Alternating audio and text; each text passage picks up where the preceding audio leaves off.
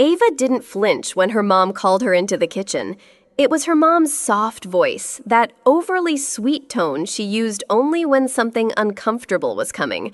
The kind of voice that made you feel like you were being offered cake right before being stabbed with the fork. "Ava, honey, can we talk for a sec?" Ava put down her phone. "Sure, what's up?" Her mom was already fidgeting with the gold chain around her neck, a nervous tell Ava had recognized since she was 10. That chain always twisted between her fingers right before she dropped a bomb. "You know, Justin's wedding is coming up," she began, smiling too wide. "And, well, it's a big deal, sweetie. His fiancé's family is very connected, very traditional." Ava nodded slowly, not saying a word. She could feel the air getting heavier. "And you haven't really done anything yet with that money Grandpa left you," her mom continued, voice still coated in sugar. "That $100,000 for your wedding, it's just sitting there." There it was, the smile, the sugar, and the knife. Her mom smiled again, tighter this time. "We were thinking maybe you could let us borrow it, just for now. Justin really wants that resort in Cancun." Ava blinked, once, twice. "You want me to give Justin my wedding fund?" she said, keeping her voice calm. "Not give." Her father's voice came from the doorway, sharp as glass. "Just lend. You and Daniel can have something simple." Backyard weddings are very in these days. That was the moment Ava knew this wasn't a request. It was a setup. It didn't stop at the kitchen. That night, Ava's phone buzzed first with a message from her aunt. "I heard you said no to helping Justin. Are you serious right now?" Then her cousin chimed in. "We're family, Ava. This isn't the time to be selfish." It snowballed. The next morning, her mother left a note on the kitchen counter. "Justin would do it for you." The manipulation didn't come as yelling. It came as whispers that echoed. It was her father muttering over breakfast, "I just don't understand where we went wrong with her." It was her mother sighing in front of guests. "We raised her to care about family. I guess something changed." At one point, Ava walked into the living room to find her parents speaking in hushed tones with Justin's fiancé. They quieted the moment she entered. She wasn't a daughter anymore. She was the villain in a family drama she didn't write. Daniel tried to comfort her. "This isn't on you," he whispered. "They're rewriting the story to make you the bad guy because you said no." And he was right. She said one word, no, and they twisted it into betrayal. It wasn't loud, it wasn't dramatic, it was just no. Ava sat across from her parents at the dining table the next evening, her hands folded tightly in her lap. She had rehearsed the words all day. "I'm not giving up my wedding fund," she said, quietly but clearly. Her voice didn't shake, but her spine felt like glass. Her mother blinked once, then looked away. Her father didn't speak. He just took a long sip from his coffee mug, jaw clenched. For a moment, there was silence. Then her mother reached for her napkin and dabbed at eyes that weren't even wet. "We're just disappointed," she murmured. "You've changed." Ava wanted to scream. "No, I'm finally not changing for you," she thought. But she didn't say it. Instead, she stood up. "I'm not apologizing for setting boundaries," she said. "I love this family, but I won't give up my future to keep the peace." Still, no shouting. But the silence said everything. They didn't argue. They didn't yell. But the look in their eyes shifted from entitlement to something colder, resentment. Ava walked away with her heart racing and her throat tight. And for the first time in her life, she felt truly alone in that house. The music was perfect, the flowers were breathtaking, and Ava couldn't breathe. The engagement party looked like something straight out of a bridal magazine. Soft jazz floating through the air, rose petals scattered across white linen tablecloths, champagne towers catching the candlelight just right. People smiled, toasted, hugged. But Ava stood in the center of it all, feeling like a stranger in a dream that wasn't hers. Everyone said she looked radiant, but behind every congratulations was an undertone, A pause, a flicker of judgment. She felt it in the way her aunt barely made eye contact. She heard it in her uncle's forced laughter. Even Justin, her brother, showed up late, smelling like whiskey and entitlement, throwing his blazer over a chair like he owned the place. Ava smiled for the cameras. She posed next to Daniel, the man who had stood by her through it all. But inside her stomach churned. Her heels felt too high, her dress too tight, and her instincts too loud. She scanned the room and spotted her parents whispering in a corner. Her mother's smile didn't quite reach her eyes. Her father avoided looking at her altogether. It was her engagement party, but somehow it felt like a warning. The door creaked open like it knew trouble was coming. Heads turned. Conversations froze. And in walked Justin, late, loud, and already halfway through a bottle of something expensive. His shirt collar was crooked, his tie hung loose like an afterthought, and that trademark smirk plastered on like a badge of honor. He didn't apologize. He didn't explain. He just strolled in like the whole night was his. "Hope I didn't miss the good part," he said, grabbing a glass of champagne off a waiter's tray without even looking. Ava stiffened. Daniel placed a steadying hand on the small of her back. Justin tossed his blazer over a chair with no regard for the guests seated nearby, then scanned the room like he owned it. And then their father looked up. For a heartbeat, Ava hoped he would be embarrassed, that he'd say something, do something. Instead, he nodded, just a simple, silent nod, the kind men share when they've already made a deal in the shadows. Then, without a word, he began walking toward her. His steps were slow, measured. His eyes locked onto hers, not with love, not with pride, but with something colder. Ava felt the shift in the room. The air sharpened. The music suddenly sounded miles away. This wasn't just a party anymore. It was a setup. He didn't lower his voice. He didn't wait for a private moment. Ava had just taken a bite of cake when her father's voice sliced through the room like broken glass.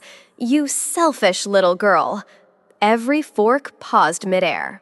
Every conversation died mid-sentence. He was standing inches from her now. His breath reeked of rage. His hand clenched, trembling. "You owe your brother everything. This party, you don't deserve it." Ava tried to back away, to say something, anything. But before she could speak, his hand flew. Slap. It landed across her face, open-handed and vicious. Her earring flew, her body recoiled, her heart cracked in half. And the room, 50 guests, gasped in unison. The music stopped. The candles flickered. And the air became glass. Daniel lunged forward, grabbing her shoulders. "You just hit your daughter," he said, voice shaking with fury. "She brought it on herself," her father barked back. "Ungrateful. We raised her, and this is how she repays us?" Ava's cheek burned like fire, but she didn't cry. Not yet. She stared at the man who had raised her and realized, in front of everyone, he had just erased her. The morning after felt like a funeral. No one called, no one texted, no one even checked if she made it home.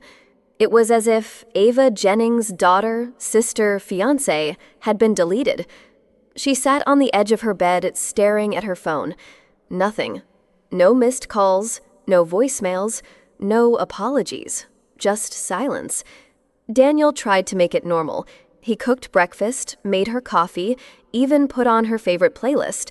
But the music only made the silence louder. Ava didn't cry. Not yet. She just sat, cheeks still sore, heart even sore.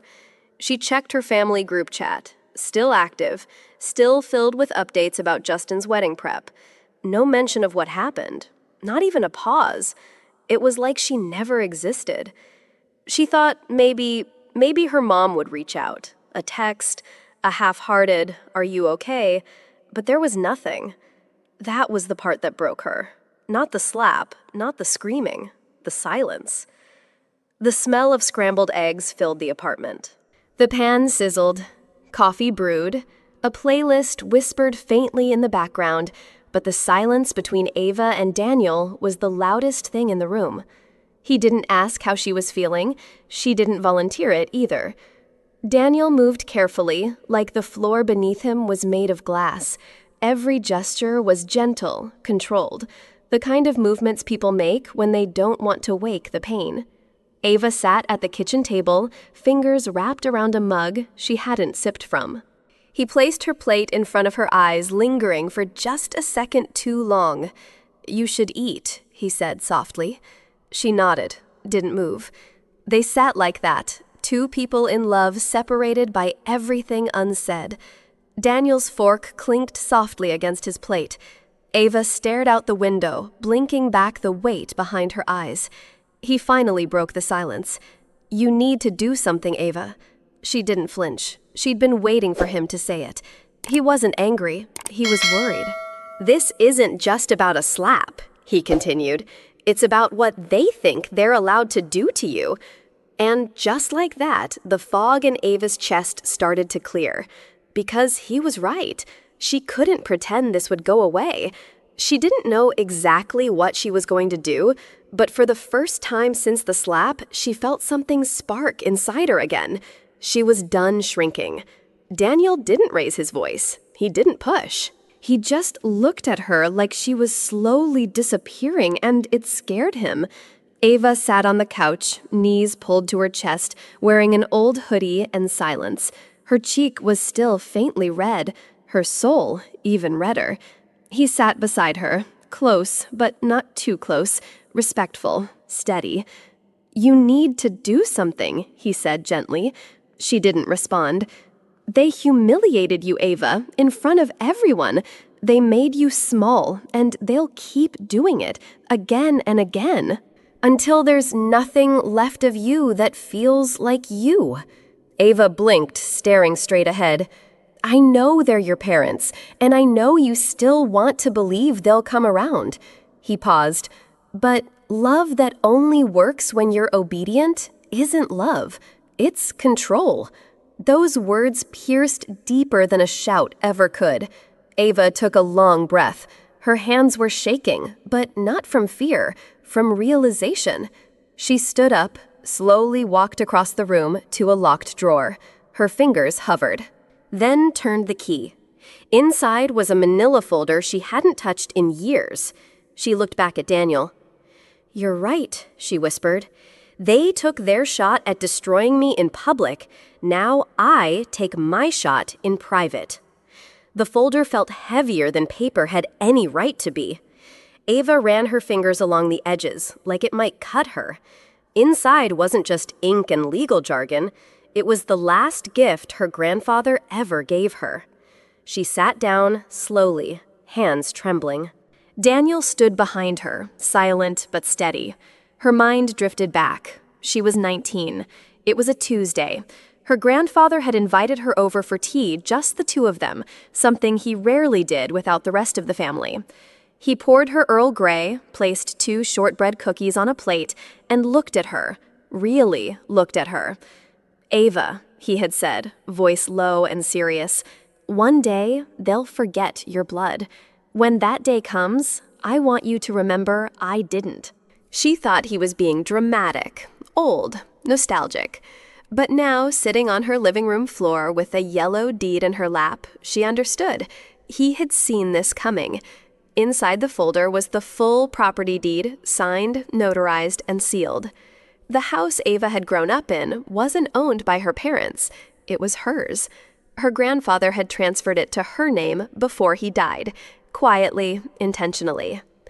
"They'll try to take from you," she could almost hear his voice.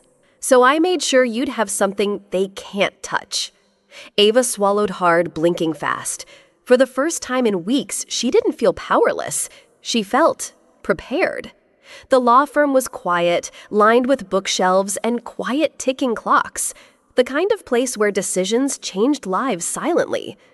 Ava sat across from Lenora Hastings, a sharp-eyed attorney with silver-streaked hair and the kind of confidence that filled a room without raising its voice. Lenora examined the documents carefully, flipping, scanning, checking signatures twice. Then she looked up. "You're the legal owner," she said flatly. "Full rights, full authority. The house is yours, Ava." Ava didn't react, not right away. She let the words settle like coffee grounds at the bottom of a cup. So it was real, not just a memory, not a maybe, real. "They have no idea, do they?" Lenora asked. Ava shook her head. "Only Grandpa knew, and now, just me." Lenora leaned back, lips pressed in a line. "That's a powerful position to be in." Ava nodded slowly. She didn't feel triumphant, not yet. But for the first time, she saw a way out that didn't require begging, crying, or breaking. It required strategy. Her parents thought they held the house. The truth, they were living in a gift they never owned, and it was time they remembered who it came from. She didn't need to yell. She didn't need to post online. Ava knew that real power didn't announce itself. It arrived sealed in silence. She chose thick ivory cardstock. No threats, no accusations, just a formal embossed envelope with gold trim. Inside, a single page, neatly worded, politely phrased. "This notice is to inform you that a review of property ownership records has been initiated regarding address. We appreciate your cooperation and understanding." No signature, no explanation. Just a legal watermark in the bottom corner, enough to shake the ground beneath their feet. Ava mailed it herself. No assistant, no delay. 2 days later, her mother called. "Ava, what is this envelope?" Her voice was sharp, a cracked version of her usual sweet tone. Ava answered calmly. "It's about the house," she said. "I think it's time everyone understood who it really belongs to." Silence. The kind that hums with panic just beneath the surface. Ava didn't raise her voice. She didn't need to. The message was clear. You took your swing at me in public. Now watch what I can do quietly. The call came at 9:17 a.m. Ava saw her mother's name flash on the screen. For a split second, she thought of letting it go to voicemail, but she answered. "Ava," her mother said, voice tense and tight, "what is this? You're not planning to evict us, are you?" Ava didn't blink, didn't hesitate. "Yes," she said, calmly. "You have 30 days. Silence. And then her mother laughed. A high, nervous laugh, the kind people use when denial is all they have left. "You're not serious. This is your family. This is your home." Ava's voice remained steady. "You didn't think it was mine when you slapped me at my engagement party. You didn't think it was my home when you stood there and said nothing." Her mother's tone shifted from panic to pleading. "But where will we go? Your father's not well, and we've lived here for 20 years. Ava took a breath. "I was building my future in that house. You tried to gut it for someone else's party, and then you watched him hit me." The silence on the other end deepened, sharp, wounded. And Ava, she didn't flinch, she didn't cry. She simply repeated, 30 days. Click. Ava didn't plan to attend Justin's wedding, but she did. Not out of forgiveness, not out of family duty, but to deliver a message, one that needed no microphone. She wore a white tailored pantsuit, no veil, no softness, just clean lines, sharp edges, and a silence that cut deeper than any toast ever could. The venue was a luxury estate draped in orchids and overpriced lighting. Everyone was smiling, unaware that the storm wasn't outside. It had already arrived, and it wore heels. Justin spotted her during the reception, drink in hand, lips curled in that same smug smile he'd worn since they were kids. "Well, look who decided to show her face," he laughed.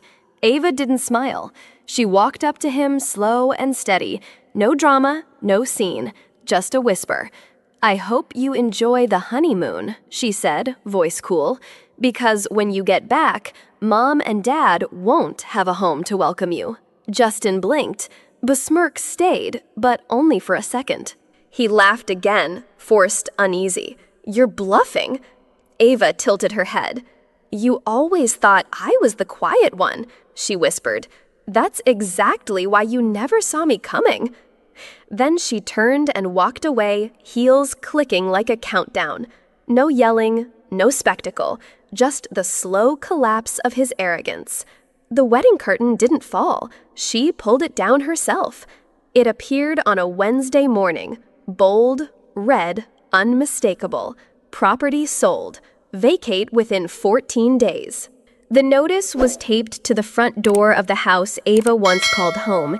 The ink wasn't angry. It was cold, professional, final. A neighbor took a picture. Within minutes, the phones began ringing. Family chat threads exploded. Whispers turned to panic. By noon, they were on her doorstep. Her mother, her father, and Justin. No smugness now. No speeches. Just pleading eyes and trembling hands. "Ava," her father began, "please, this is too far." Ava stood inside the doorway. Not yelling, not hiding, just looking at them through the glass. She didn't open the door. Her mother stepped forward. "We gave you everything," she cried. "You're going to throw us out like garbage?" Ava tilted her head, calm. "No, I'm returning the favor." Justin tried one last time, voice low, almost human. "We're family."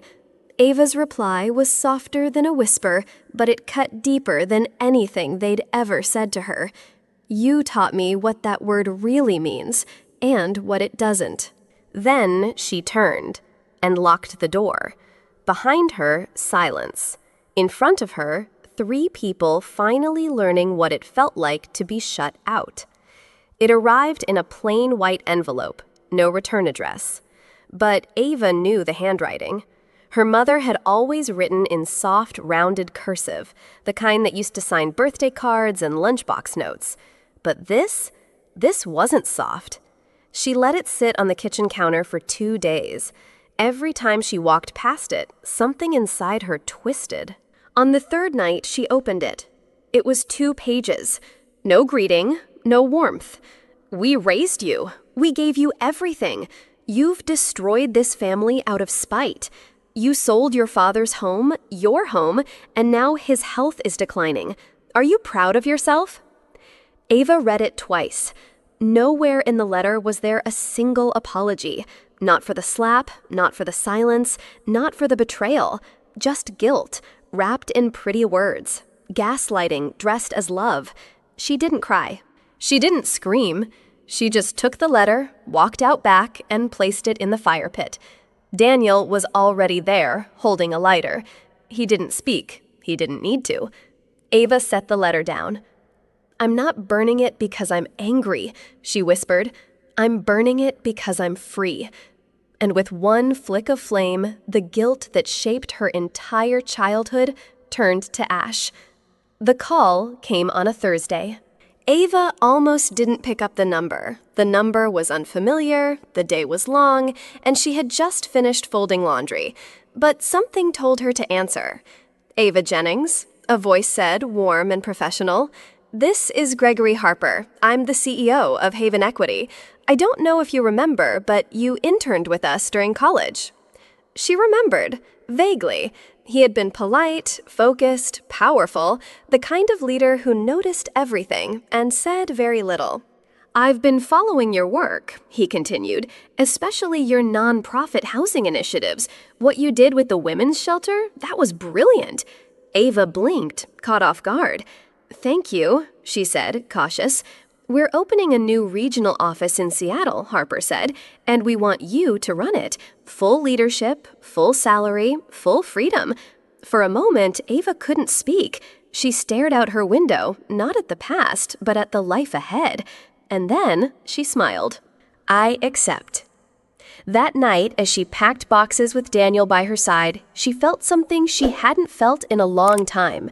Not relief, not revenge, but recognition. Not from her family, from herself. The ballroom shimmered in gold, crystal chandeliers, velvet drapes. dozens of tables lined with name cards and silverware polished to perfection. Ava stood backstage, heels steady, but hands slightly trembling. This was her first public speech. Her first time telling the story, not just to herself, not just to Daniel, but to a room full of strangers. The host introduced her. Polite applause followed. She stepped up to the podium. The mic hummed. "My name is Ava Jennings," she began, "and 3 months ago, I was slapped by my father in front of 50 people for refusing to give up my future." Silence. Not from shock, from attention. Every eye on her. Every breath held. She didn't cry. "But that wasn't the moment I broke," she said. "It was the moment I rebuilt." She spoke of betrayal, of conditional love, of the myth of the perfect family. She spoke of what it meant to be the quiet daughter, the one expected to shrink, to give, to disappear. And she spoke of fighting back, not with fists, but with facts, with strategy, with stillness that roared louder than rage. When she finished, there was a pause. Then the room stood. Applause erupted, loud, long, lasting. As she stepped down, a young woman, barely 20, caught her hand. Eyes red, voice shaking. "You saved me," she whispered. "My dad made me give up my college fund for my brother. I thought I was the selfish one." Ava squeezed her hand gently. "No," she said, "you were never selfish. You were just raised to believe your voice didn't matter. Now you know it does." The building stood on familiar ground. In fact, it stood on the very same plot where her childhood home once sat. Only now it was something else entirely. Glass doors, warm lights, walls painted soft blue. A brass plaque beside the entrance read, "The Second Room," a place for women who were told they didn't belong in the first. It wasn't just a shelter, it was a statement. Ava walked through the lobby as final touches were being placed. A vase of sunflowers on the welcome desk, framed letters of gratitude from women across the country lining the hallway. Volunteers greeted her with nods, hugs, and stories. "My own mom told me I was an embarrassment to the family," one whispered. "Now I run a business." "I was kicked out at 16, another said, for speaking up. This place gave me back my voice." Ava smiled, but it was deeper than pride. It was belonging, not just for her, but for every woman who had ever been made to feel like she was too much, not enough, or easily replaced. This place wasn't about vengeance. It was about space, a room finally hers that she could open to others. The tile floor had been replaced. The walls no longer echoed with slammed doors or shouted guilt. Where her father once raised his hand, now a child raised a drawing, a stick figure family holding hands under a sun drawn too big. Ava stood in the hallway of what used to be her family's house, but this place, this energy was unrecognizable. It had become a sanctuary for single mothers. Women who, like her, had been blamed, silenced, shamed, and still kept going. Each room told a different story. One had a crib in the corner and a mural of stars across the ceiling. Another had a bookshelf filled with children's books in 5 languages. And in what used to be the dining room, the very room where she had once been slapped in front of 50 guests, there was now a community table filled with food, laughter, and stories of survival. Ava placed her hand on the wooden frame of the doorway and took a deep breath. She didn't need revenge. This was better. This was legacy, where pain once screamed, healing now whispered. And in that soft, sacred silence, Ava smiled.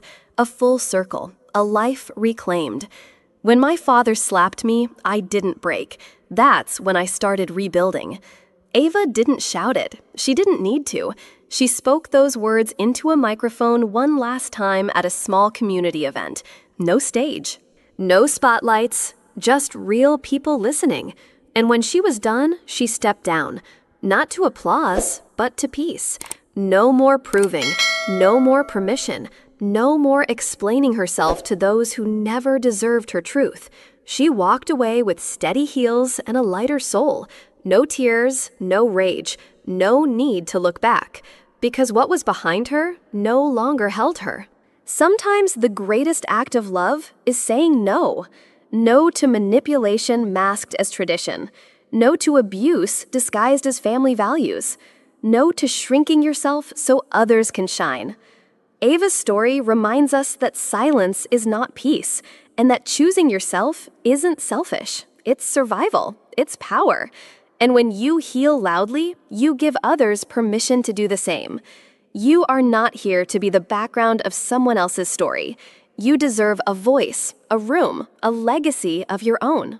If Ava's story moved you even just a little, don't scroll away in silence. Hit that subscribe button to hear more true, powerful stories of survival, justice, and finding your voice again. Every story we share might be the one someone needed to hear today, and maybe the next one will be yours.